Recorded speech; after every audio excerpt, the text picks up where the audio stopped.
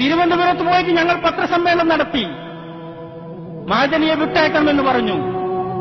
അത് പിടിച്ചു കൊടുത്തവർ, പിടിക്കാൻ കൂട്ടുനിന്നവർ ഒക്കെ ഇപ്പൊ മഅദനിക്ക് വേണ്ടി കരയുന്ന ജോലിയിലാണിപ്പോ. കൈലേസുകൾ തീർന്നുപോയിരിക്കുന്നു. മഅദനിക്ക് വേണ്ടിയുള്ള കണ്ണീര് കൊണ്ട് തുടച്ചിട്ട് കൈലേസുകൾ തീർന്നുപോയി. അത്രക്കാണിപ്പോ. മാർക്സിസ്റ്റുകാർ കരയുന്നു, അതുപോലെ മതസംഘടനകൾ മുഴുവൻ കരയുന്നു, രാഷ്ട്രീയ പാർട്ടികൾ ഒന്നടങ്കം കരയുന്നു. എന്താ?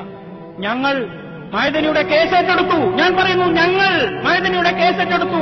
NDF ഏറ്റെടുത്തു കേസ്. നിഷേധിക്കാൻ കഴിയുമോ നിങ്ങൾക്ക്? വാസുവേട്ടനെ ഞങ്ങൾ വിളിച്ചു. വാസുവേട്ട വരണം എന്ന് പറഞ്ഞു വിളിച്ചു. മുകുന്ദൻ സീമേനോനെ ഞങ്ങൾ വിളിച്ചു. എന്നിട്ട് പെരിന്തൽമണ്ണയിൽ ഒരു ലോഡ്ജിൽ ഞങ്ങൾ യോഗം ചേർന്നു. ഒരൊറ്റ മുസ്ലിം സംഘടനയുടെ നേതാക്കന്മാരും ഈ യോഗത്തിൽ പങ്കെടുത്തില്ല.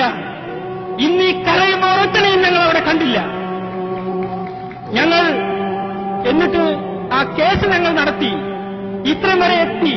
വിചാരണ കഴിഞ്ഞു. ഇനി വിധി പറയാൻ മാറ്റിവെച്ചിരിക്കുന്നു. കേസ് നടത്തിയത് മഅദനി നിയമസഹായ സമിതിയാണ്. മഅദനിക്കും മറ്റ് എട്ട് കേരളത്തിൽ നിന്ന് പോയ ആളുകൾക്കും, അതിൽ ഹിന്ദുക്കളുണ്ട്, മുസ്ലിങ്ങളുണ്ട്, എല്ലാവരും ഉണ്ട്. ഞങ്ങൾ കേസ് ഏറ്റെടുത്ത് നടത്തി. ഇതാണോ ഞങ്ങൾ മുസ്ലിം സമുദായത്തോട് ചെയ്ത തെറ്റ്? ഇതിനാണോ നിങ്ങൾ കൂട്ടം കൂടി നിന്നുകൊണ്ട് NDF-കാരെ കല്ലെറിയുന്നത്? ഇതൊരു തിരൂരോ NDF-മായി ബന്ധപ്പെടുത്തുന്ന പ്രശ്നമല്ല എന്ന് നിങ്ങൾ മനസ്സിലാക്കണം. ഇത് ഇന്ത്യൻ മുസ്ലിങ്ങളുടെ ജീവന്റെയും മരണത്തിന്റെയും